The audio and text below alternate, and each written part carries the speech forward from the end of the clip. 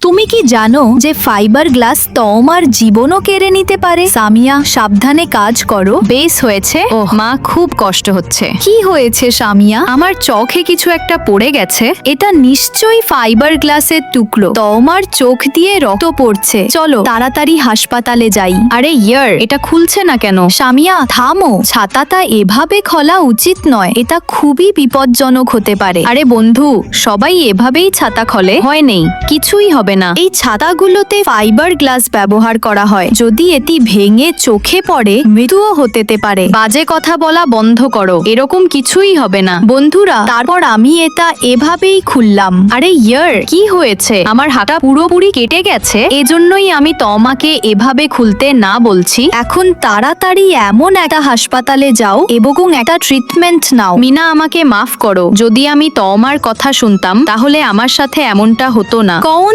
সমস্যা নেই, কিন্তু এখন থেকে খেয়াল করে চলবে। মিনা, তুমি টেপি দিয়ে কি করছো? যদি ফাইবার গ্লাস কখনো আটকে যায় তাহলে টেপ দিয়ে গ্লাসের টুকরো উঠানো যায়। মিনা, আমার পানি পিপাসা লাগছে। তুমি একটু পানি আনবে প্লিজ? আমি গ্লাসের টুকরো উঠাচ্ছি। ঠিক আছে, কিন্তু কাজ সাবধানে করো। একটা কাজ করি, ফোনের গেরিলা গ্লাস পরিবর্তন করি। তারপরেই গেরিলা গ্লাসটি ভেঙে আমার চোখে আঘাত করলো। দুঃখিত, কাচের কারণে তুমি তোমার দৃষ্টিশক্তি হারিয়ে ফেলেছো।